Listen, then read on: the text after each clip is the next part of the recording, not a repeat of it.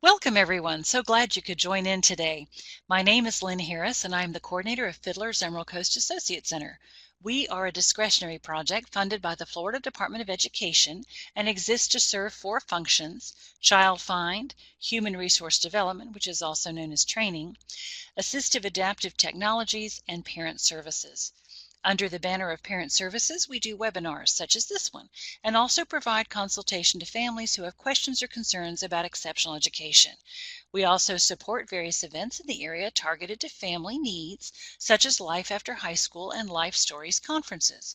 If you'd like to know more about those, please make a note of that on your session evaluation at the end of this presentation.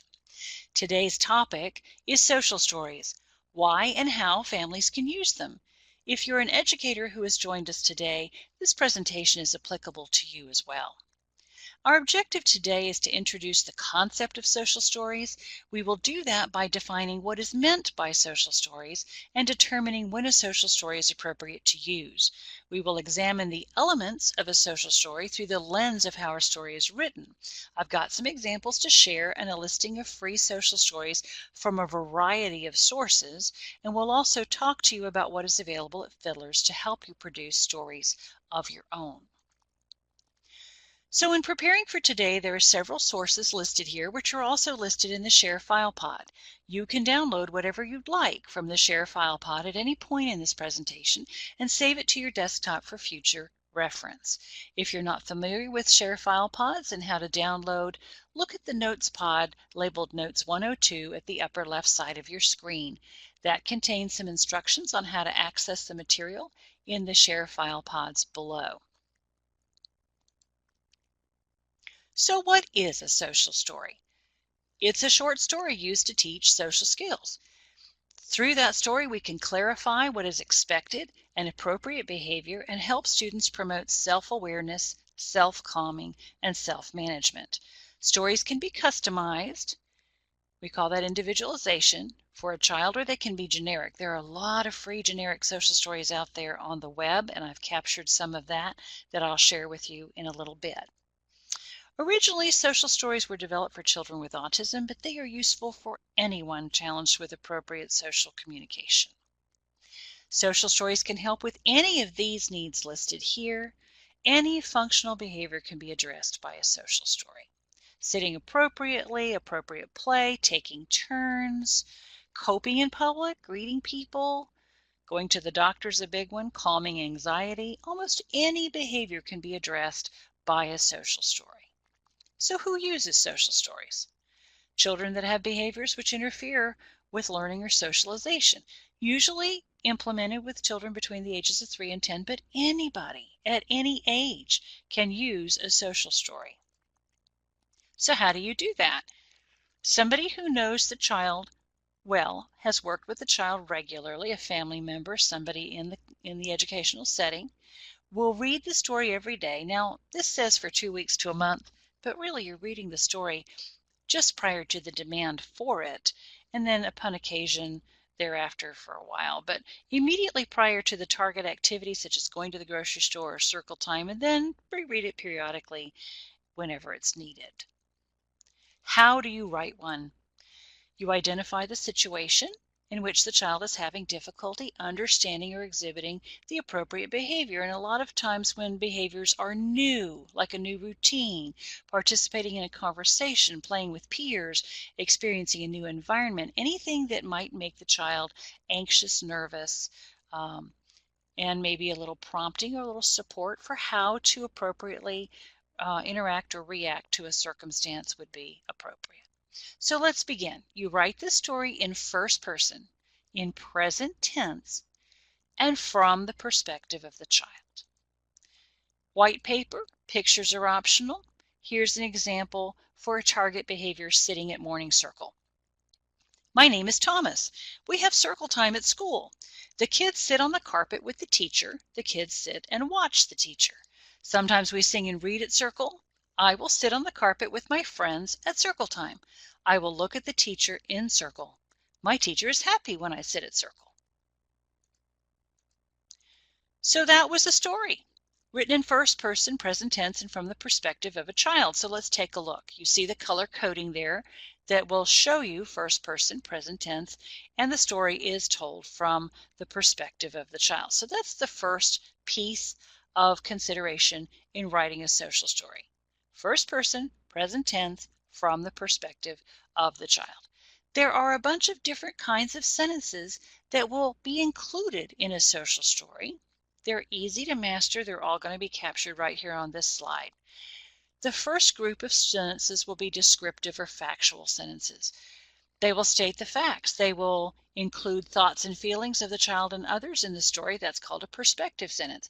A cooperative sentence will identify what others can do to help the child if help is needed. And an affirmative sentence will express a shared opinion or reassure the child. A directive sentence will direct the child to possible responses and gently direct that behavior. Control sentences could be written by the child, could be written by the person who actually authors the story. It's a summary of what he or she has learned that they could do, or your direction about what they could do. So ratio is important in all of these sentences. When writing a story, you're going to use a ratio of 2 descriptive sentences for every 1 directive sentence. So to write the text of the story, use these kinds of sentences. And here are the sentences listed there for you with a story that goes with them. So you can see what descriptive, factual, perspective, cooperative, affirmative, etc. You can see what that looks like. So here's a story. I ride a bus to school. Sometimes I get upset when I ride the bus. When I get upset, my friends can give me some space. Staying calm on the bus is good. I may ask the bus aide for help. If I get upset, I can listen to my music. So there you see perspective, cooperative, affirmative, and a control sentence at the end. If I get upset, I can listen to my music. As the child grows, and if it's developmentally appropriate, control sentences can be contributed by the student. And remembering the ratio is important. 2 descriptive sentences for every 1 directive. So let's look at the following story and see if it adheres to the ratio. You remember the 3 key sentence types. Some people will call it 5 key sentence types. Let's take a look.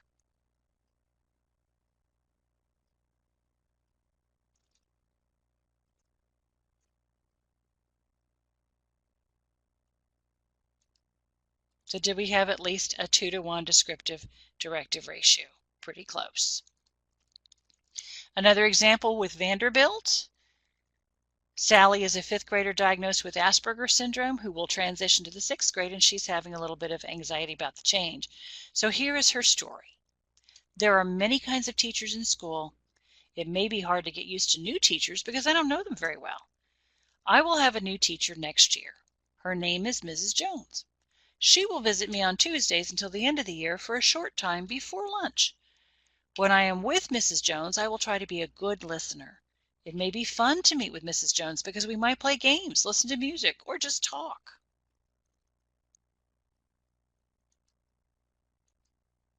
Other examples could be visual stories.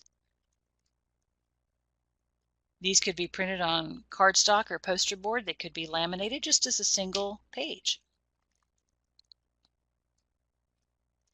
And this is a story example for someone who's a little bit older. This one came from the FASD toolkit.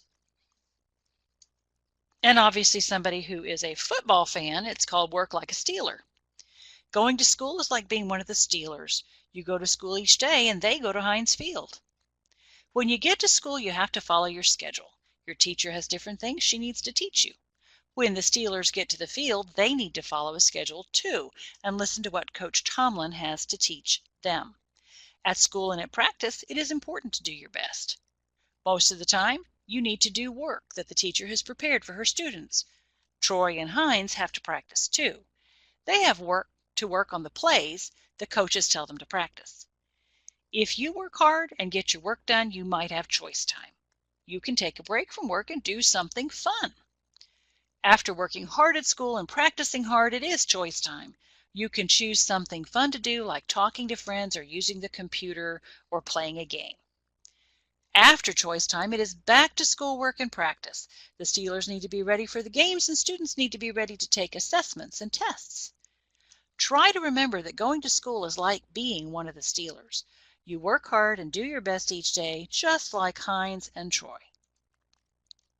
So to summarize, the writing steps for a social story are first to identify the need for the story and write the story using different types of sentences.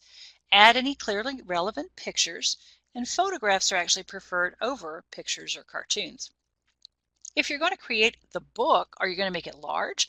Laminate it? Do you need multiple copies? Is this going into a classroom or a home storybook collection?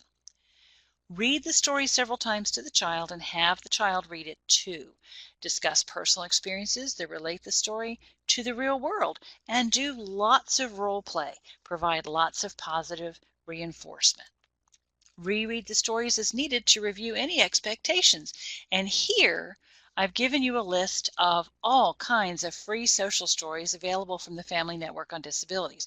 The web address is listed there, but it's also in the file share pod when you download those resources. You can take these social stories and customize them for your child. You may find they're already written just as you might need them, but you're certainly able to download them and customize them as you would like. I also have a few other resources here. Some of them are free that I located online. Social Story Creator and Library is one that you can Google. There is an Android plugin for social stories. There's connectability.ca and thegraycenter.org. There's also a few things listed there that are at cost, not recommending one or another. You don't need anything that costs money to do effective social story development, but these are commonly inquired about, so we have included them there just for your information. Now, when you see Boardmaker in the middle of that cost list, we happen to have Boardmaker here at Fiddlers. So, excuse me, free resources available to you at Fiddlers include Boardmaker, and we have a reservation required for assistance. That number has been changed. The 5427 is no longer working. We're now using 469-5423. So that number should be 469-5423, or our toll-free number is 1-888-445-9662. You need to make a reservation for using Boardmaker if you don't know how to use it. If you do know how to use it, you can come anytime we're open from 7:30 to 5. No worries, we have a dedicated computer back in our tech lab that will print to a laser here. You know how to deal with Boardmaker, that's great. But if you need help, please do dial 469-5423 or 1-888-445-9662 to schedule that assistance.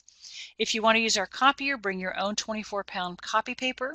We do have a laminator here, both the pouch, thicker kind of lamination as well as roll lamination. We have a bookbinding machine with some plastic spirals that you're welcome to use. We have cardstock, poster board, construction paper. We've got paper cutters, large and small. We also have an entire library full of Ellison die cut shapes if you're interested in using any of those things. And again, we're open from 7:30 in the morning until 5 o'clock in the evening every day, Monday through Friday. Our contact information is here. Again, our direct line 1-850-469-5423 or our toll-free number 1-888-445-9662. We would appreciate being of assistance to you at any time.